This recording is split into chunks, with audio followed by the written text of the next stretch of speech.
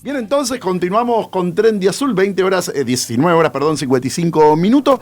Vamos a la segunda columna de historia. Se cumplirá mañana 91 años del fallecimiento de uno de los máximos referentes que ha tenido la política argentina en el siglo XX. Hacemos referencia a Hipólito Yrigoyen. ¿Quién fue Hipólito Yrigoyen en líneas generales? Juan Hipólito del Corazón de Jesús Yrigoyen nació en Buenos Aires el 12 de julio de 1852.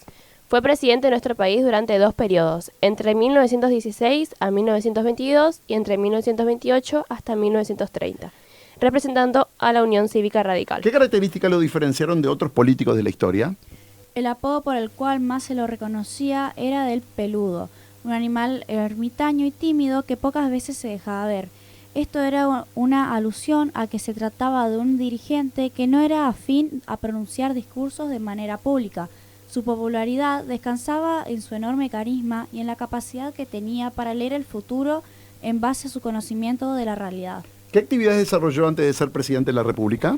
A lo largo de su vida mostró gran versatilidad en el desempeño de diversas funciones. Comisario de la policía en el barrio de Valvanera, presidente del Consejo Escolar de la misma ciudad, profesor de Historia, Filosofía e Instrucción Cívica, estudiante de abogacía, diputado, terrateniente y jefe revolucionario.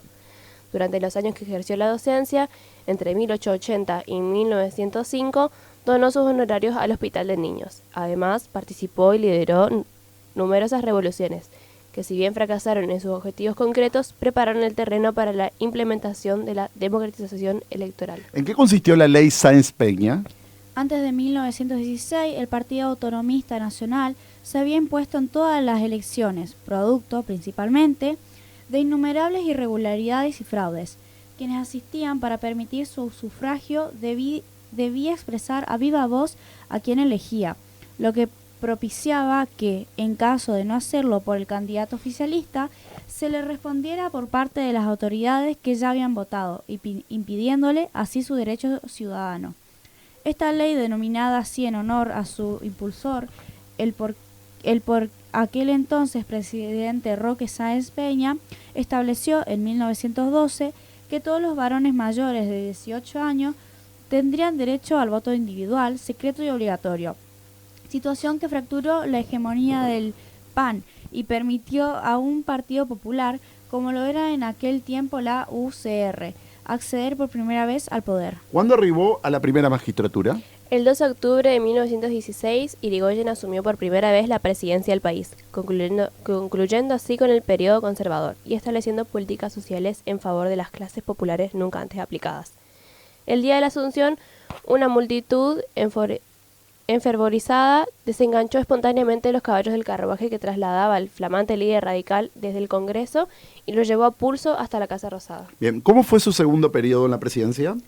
Tras un impasse de 6 años en el que gobernó su correligionario Marcelo de Alvear, en 1928 Yrigoyen fue electo presidente del país por segunda vez por una abrumadora mayoría en una elección conocida como el plebiscito.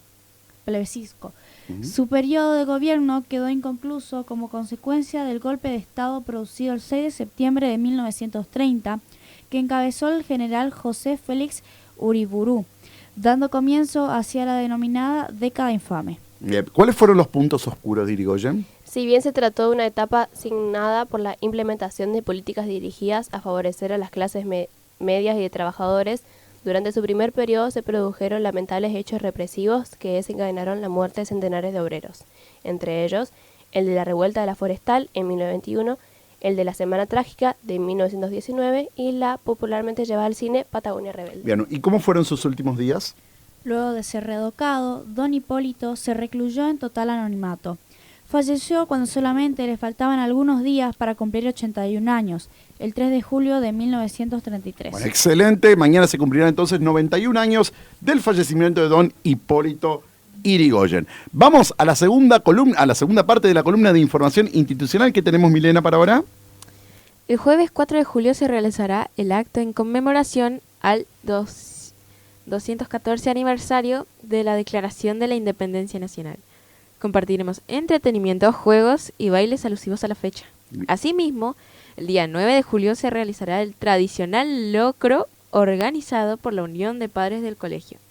Hay tarjetas disponibles si quieren consultar a la dirección del colegio en los diferentes turnos. Muy bien, entonces comuníquese con el colegio para adquirir la tradicional tarjeta de locro. Tenemos una muy linda información para el final, Milena.